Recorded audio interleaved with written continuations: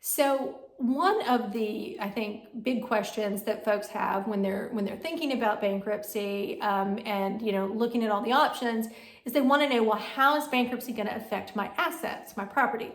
And so we look at it in two ways. Well, for me, I'm on the consumer side, so I'm going to look at this from a personal bankruptcy filing.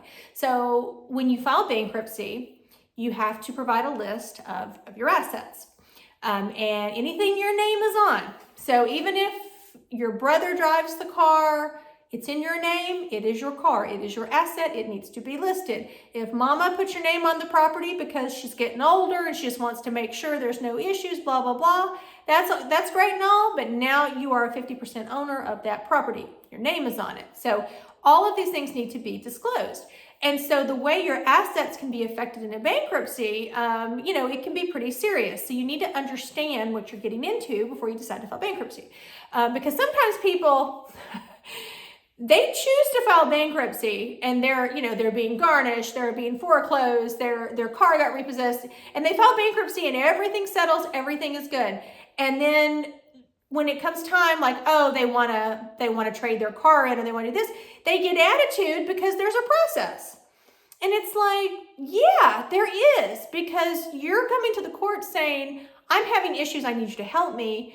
And the court, is like, okay, this is what bankruptcy is for. It's great to help. But then when you want to start doing all this stuff with property, switching this around, yeah, there's going to be a process, a procedure. You can't go willy-nilly transferring cars, property, anything like that. It has to be reviewed by the bankruptcy court. But let's talk about it in each section. So Chapter 7 is literally called a liquidation. So if you have property that we can't protect with exemptions, then the trustee will sell the property. They will, if you have a home that has quite a bit of equity over what we can protect, first thing the trustee is going to do is have their real estate agent go out, do an assessment, put a sign in the yard, and they are going to put that property for sale. So that's why a lot of people don't want to file Chapter 7, or they shouldn't, because they will lose their property. Now, sometimes I have clients who are like, you know what, I can't afford it. I can't afford this property and I want it sold. Cool, that's fine. But know that your property is going to be affected. Now, while you are in your bankruptcy case, you cannot be transferring or selling property or trading cars in, anything like that, until you are done with your bankruptcy case. Now, in a Chapter 7 case, the trustee is going to be reviewing all of your debts and your assets, and they will issue something called a no distribution statement, which just says, I looked at this person's stuff and there's nothing there. There's nothing there. And that's fine. That's great. That's when the trustee has said, I'm good. Now, I always tell folks, you need to wait until your case is done, till the dust is settled with the 7, because you're only in it for about 4 months from start to finish. And then you go do what you want. But just because you never know, the trustee could issue that, and then you could have a creditor come in, file something crazy, something could get disclosed, United States Trust. There could be all these things that happen that you just don't want to be jumping the gun until you're done with your 7. Okay, so that's 7. Chapter 13, when you file a Chapter 13, and Chapter 13 is a debt consolidation repayment plan under the protection of the federal courts. So you're going to be in a 13. Typically, most people are in 13 for up to 60 months. So I get it. I mean, especially, hey, if you live in the Atlanta metro area, there's a good chance somebody's going to hit your car and you're going to need a new car within 5 years. Sad, but true. So I have that happen on a weekly basis for my clients. They're like, oh my God, or my air conditioning, my HVAC went out, right at the beginning of summer, which in Atlanta, there's no way. You cannot make it without air conditioning. You will be miserable.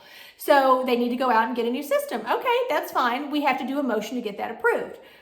If you have a car, maybe your car is on its last leg, and you're like, you know what, I think I need to trade it in and I need to get something because I'm not going to be able to afford the maintenance.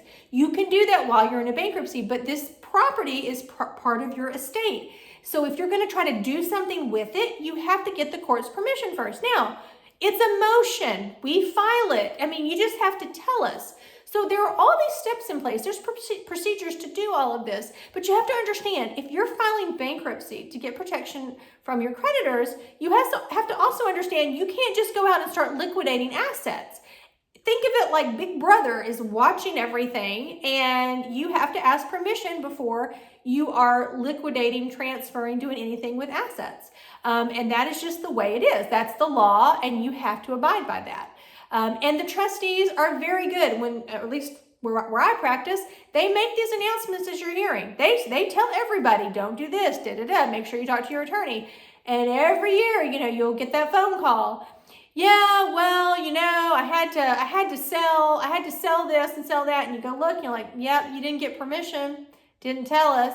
You sold an asset worth $10,000. So, that's a problem. So just understand, if you decide to file bankruptcy, your assets are gonna be, they're gonna be scrutinized, and you are going to lose the ability to just buy and sell them willy-nilly until you get court approval, or in a Chapter 7 case, the trustee says, I'm not interested in anything, and your case is discharged. So just make sure that you understand that, and don't get attitude when your attorney tells you, hey, you can't do this. It's like, again, it just amazes me.